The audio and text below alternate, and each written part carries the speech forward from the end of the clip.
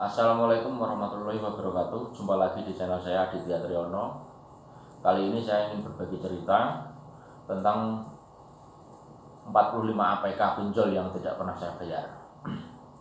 Sedikit cerita awalnya seperti ini. Suatu hari saya bekerja, HP saya itu terganggu. Ada penagihan teman Anda, kontak darurat Anda dipakai buat ini dan ini.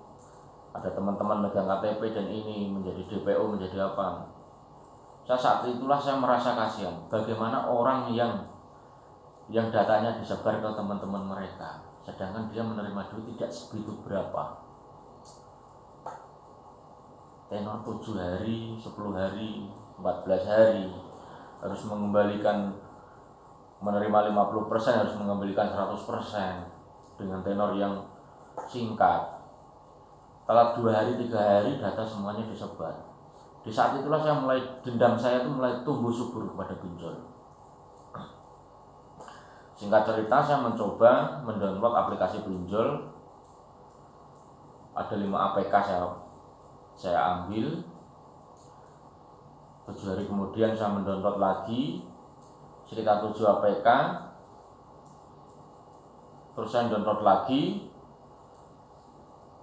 Downloadan yang pertama, APK yang pertama cair, saya buat tutup APK yang kedua, yang APK 2 cair, saya tutup buat APK yang ketiga. Itu sebelum jatuh tempo.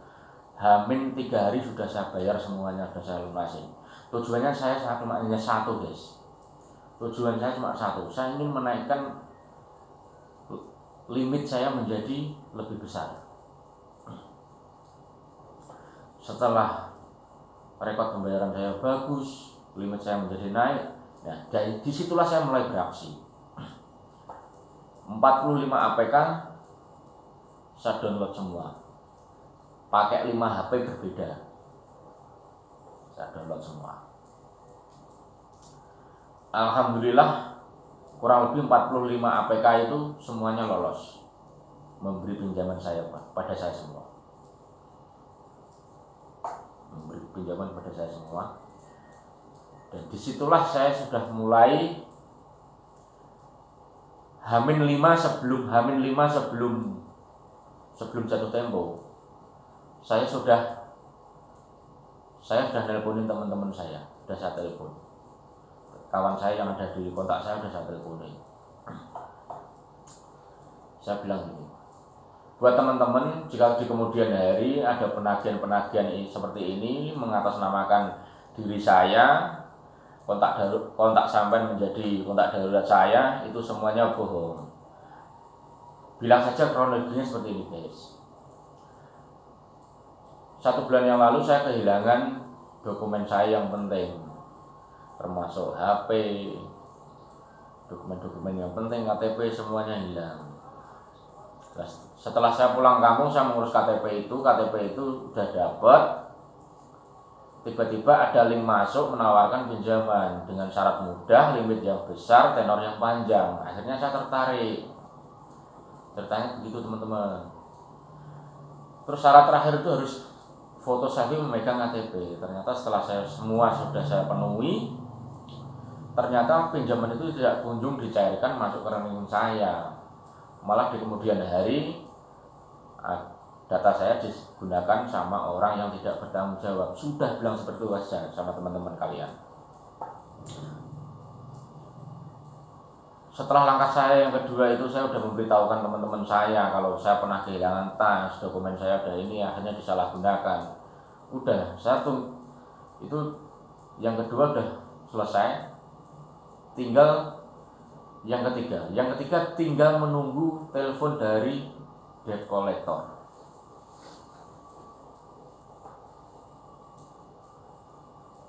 Yang ketiga tinggal menunggu telepon dari debt collector. Semua debt collector yang telepon ke saya semuanya saya angkat. Karena tujuannya saya ingin tidak membayar. Saya angkat. Saya katakan seperti ini, jika saya punya utang sama sampean merasa mentransfer orang ke saya, itu kan data real KTP saya kan ada di sampean. Datang saja ke rumah saya, nanti saya bayar. Dia bilang gini, kamu kan saya transfer, kamu bayarnya harus saya transfer. Kalau kamu transfer saya 500.000, saya harus bayarnya 500.000. Padahal saya sudah tidak punya ATM, tidak punya ini. Ya kalau memang sampai merasa punya meminjamin saya, ya data sampai bawa ke sini, utang saya berapa, bukti transferan kamu itu berapa, dibawa ke rumah saya, nanti saya ganti.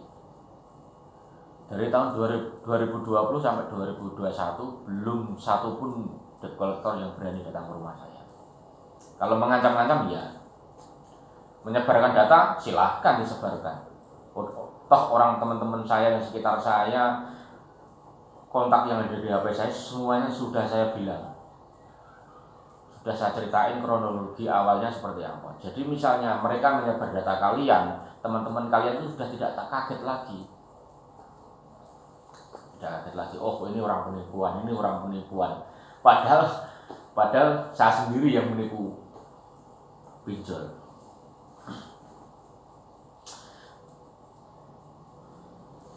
Ya saya merasa iba, merasa kasihan buat teman-teman mereka semua. Saya melakukan hal seperti itu.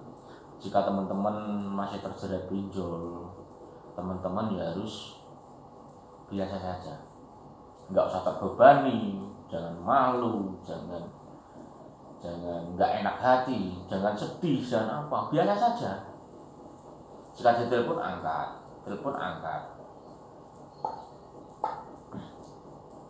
nanti juga mereka juga hilang dengan sendirinya. Paling 2 minggu mereka sudah hilang, udah capek, udah kapok.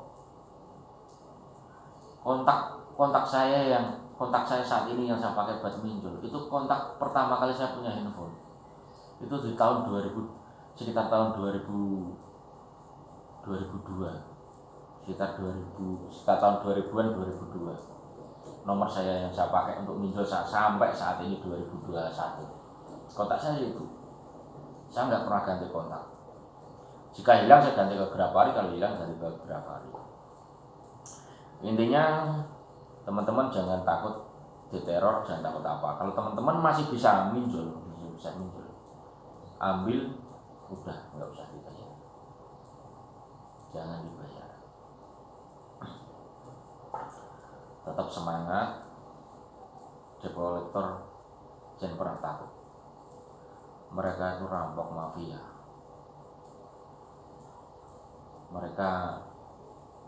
Mereka yang hanya ingin menumpang hidup di orang yang miskin, orang yang membutuhkan. Orang yang membutuhkan malah dicekik.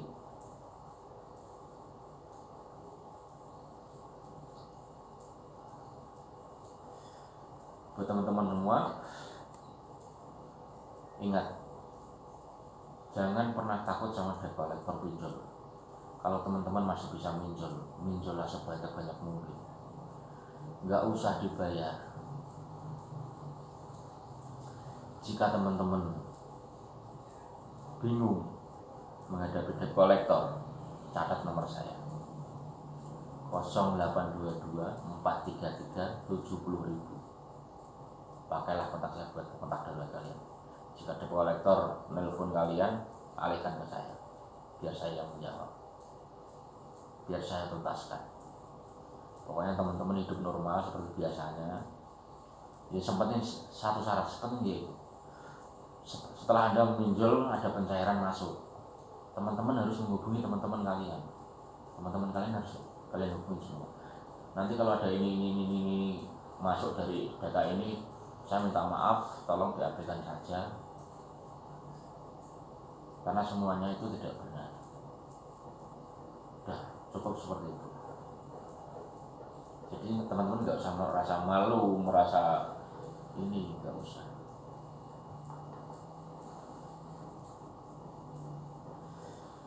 Tetap semangat, tetap berusaha. Kalau masih bisa pinjollah, nggak usah dibayar. Salam galbe. Jika video saya ini sangat membantu teman-teman, tolong jangan lupa like, comment, subscribe, share sebanyak-banyaknya, biar teman-teman yang lain biar tidak ragu, tidak takut untuk gagal bayar. Sekian, terima kasih. Assalamualaikum warahmatullahi wabarakatuh.